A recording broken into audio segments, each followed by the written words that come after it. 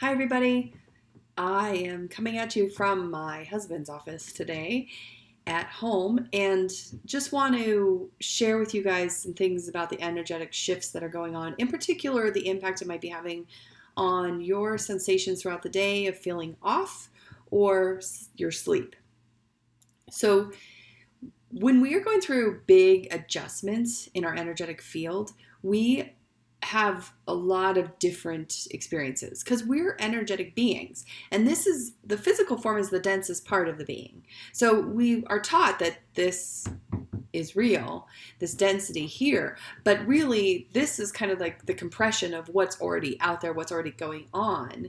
And so it of course will make us feel super uncomfortable. Kind of think of like the idea of jumping into a deep swimming pool and going down, down, down. That compression starts to kind of change how your ears feel, change how your body feels. And that's exactly what happens when an energetic shift is happening, because we are kind of like little pieces of charcoal getting condensed down into diamonds. We feel the pressure of the change. And so that can actually cause disturbances in our collective field that then maybe we don't even have a context for. We're just feeling off because the collective is compressing. So we're multidimensional beings, and there's lots of stuff going on lots of different levels. But let's just talk about sleep for a second. Let's talk about lack of sleep first. So when we have trouble sleeping, all physical ailments aside and that kind of thing, other excuses for not sleeping, when you're going through an energetic shift, you are often going to experience sleep disturbances in one way or another. Now, the sleep disturbances I'm talking about are the ones that are allowing you to, the one as far as being awake goes, allowing you to be present for the shifts that are happening, allowing you to be a witness to the thoughts that come up, the stories that are happening that are holding you back from your shift. So when you're not sleeping, oftentimes you're having these fearful thoughts about not sleeping, or about what it could mean, or maybe about what you have to do the next day. Whatever it is, those thoughts you're being called to be present to, so that you can be aware that those are the things that are no longer serving you. Okay, so that's the first thing. Now let's talk about the need to sleep, especially after energy healings or when big shifts are happening. Sometimes we need more sleep. Again, other conditions aside, we could talk about the physical, epigenetics, all that stuff, but that's a whole nother topic. But just as an energetic being going through an energetic shift, if you are experiencing fatigue or experiencing the need to sleep more, that's literally like when your computer gets an upgrade and you have to reboot it. It's literally like, okay, shut everything down, recalibrate the chaos, bring it back online, and then see what's there. Okay?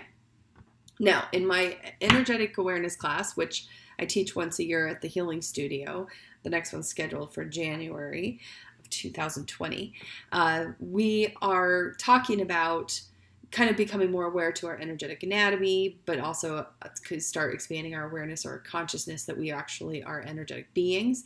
But if you're watching this right now, you're probably ready for this information, and you probably already stepped beyond a little bit of that. We are, just physical beings, right? So you understand you're an energy. So multidimensional energy. I'm going to talk to you about this like a 3D, 2D though. Even though there's a lot of talk about going into 5D and a lot of talk about that as being a good thing, and it is, we are multidimensional. We have lots of multidimensional things going on at all times, and even being primarily water, first dimensional beings. So okay, here we go. So think of yourself as a frequency range. Okay, point A, point B. I want to change into this, but I am currently this. Or we could even go the other way. Okay, so if I'm trying to become something from A to B, oftentimes I have to let go of whatever's going on for this part. So let's just use the analogy of the ring, right? If I want to move from here to here, I got to let go of the ring so that there's a reflection back to each other of the change I want to see, okay? Now, when we are working on a change and our frequency is changing, our range typically can get stretched, but really our natural range is a specific range, okay? So when we're shifting frequency, the whole thing has to move. And oftentimes that means whatever was back here holding back is also has to agree to shift. So whatever our old ways of thinking, old ways of doing. And sometimes that does the whole dark night of the soul loop where it brings you back to that other side and says, look at this, look at this, look at this. This is in your way from having this. And sleeping, dreaming, journaling, meditating, those are ways to see those dark sides of ourselves that we don't always want to look at. Okay? Now, using the analogy of a rubber band for just a second, which is a little bit more 3D. All right, well, it is 3D. We've got this idea that our black and white selves are holding tension, right? If there's not enough, we don't really have a sense of self. And if there's too much, we're stretched and it eventually will break, right? Or snap back, right? So we've got this rubber band and we've got this concept that when we are going through a change, the rubber band stretches, right? So maybe let's just take this as the stay point. This is the part that doesn't want to change, the old way. As the new way stretches, it pulls on that old way, right?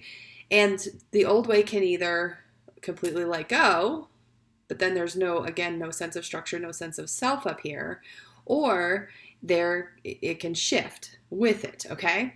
Now, the letting go part often, again, feels like the dark night of the soul, feels like I don't know what I'm doing here anymore, that kind of stuff. So you can do it that way. That's a lot of ways that we often do it. But you can also just kind of start reflecting back, and you can, again, dream, sleeps, downtime to see this.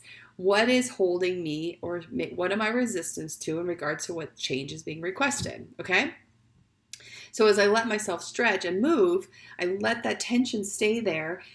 A part of me still mirrors for me my old self, but that old self is leaving and shifting in a positive way, right? Okay, so this is just a basic concept, and I want you guys to think about, there's actually, in my Insightful Inspiration book, there's a lot of, it's written so you can open a page and just have a conversation with yourself, but there's a lot of self-reflection questions in there that help you kind of get to the resistant self, the self that says, I can't change, or this is my past and I can't change my past, or I'm traumatized. You know, the stories we like to tell ourselves. We are our own worst enemy on that.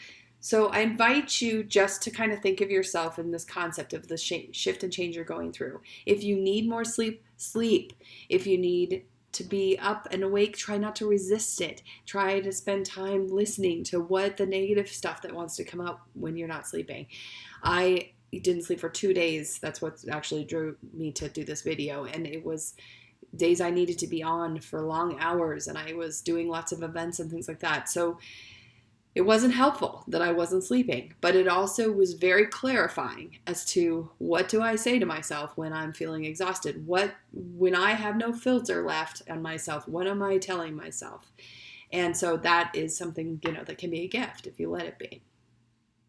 All right, you guys, I hope this was helpful. I have other plans for other videos if you want to subscribe to my YouTube channel, or just come and see what I've got going on at insightfulinspirations.com. All right. Love ya.